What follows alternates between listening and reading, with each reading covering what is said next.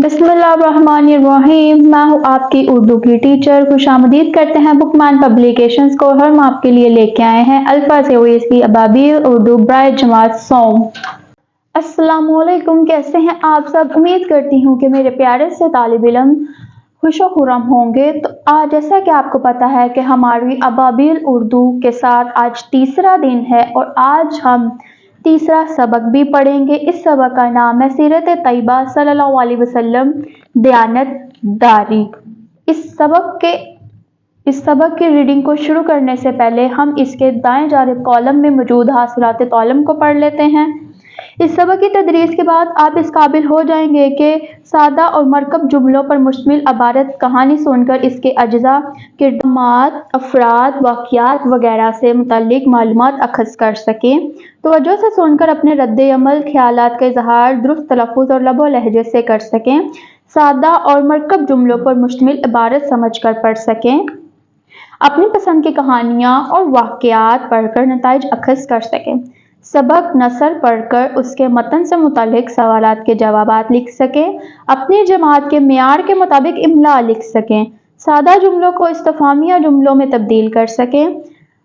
तज़क्कुर सानियत का फ़र्क जुमलों में वाज़िया कर सकें। कहानियाँ पढ़कर सुनकर अपने साथियों को भी सुना सकें। ये था हमारा हासिलात तौलम। अब बारी आती है खास अल्फाज पढ़ने की।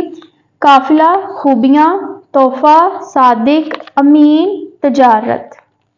तो आइए अपने सबक की रीडिंग को शुरू करते हैं। एक काफिला मदीना मुनव्वरा के करीब ठहरा हुआ था। इतने में नबी करीम सल्लल्लाहु अलैहि वसल्लम वहां तशरीफ लाए।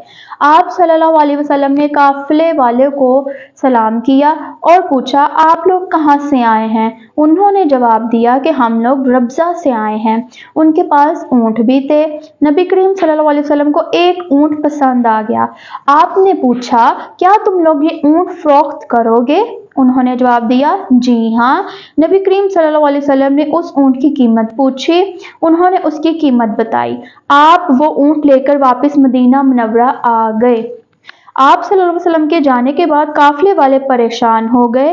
परेशानी की वजह यह थी कि आपने ऊँट की कीमत अदा नहीं की थी और वो लोग आपको पहचानते भी ना थे। वो एक दूसरे को इल्ज़ाम देकर कहने लगे कि तुमने एक ऐसे शख्स को ऊँट दे दिया है जिसको हम जानते तक नहीं हैं। इतने में काफिले वालों में से एक औरत ने कहा कि आप परेशान ना हो, उस शख्स का चेहरा 14वीं रात के चांद की तरह है।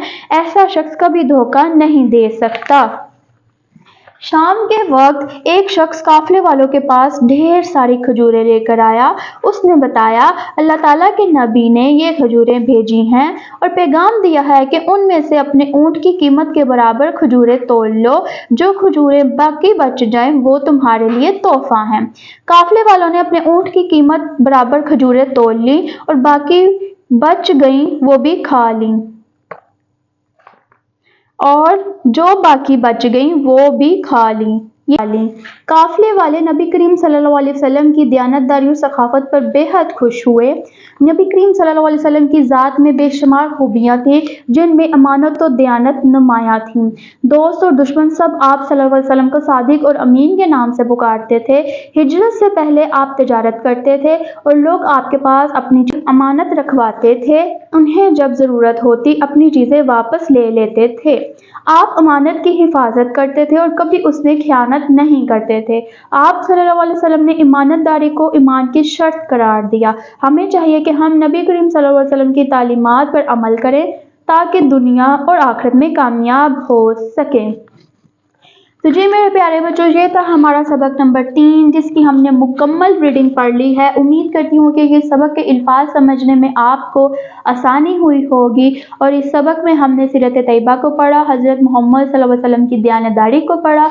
तो आप लोगों को भी अपनी ज़िंदगी में दयानतदारी अपनानी चाहिए और उसमें खयानत नहीं करनी चाहिए। तो ये था हमारा आज का सबक। तो चलिए मिलेंगे हम अगले सबक के साथ उसकी रीडिंग लेकर। तब तक के लिए अल्लाह हाफिज़।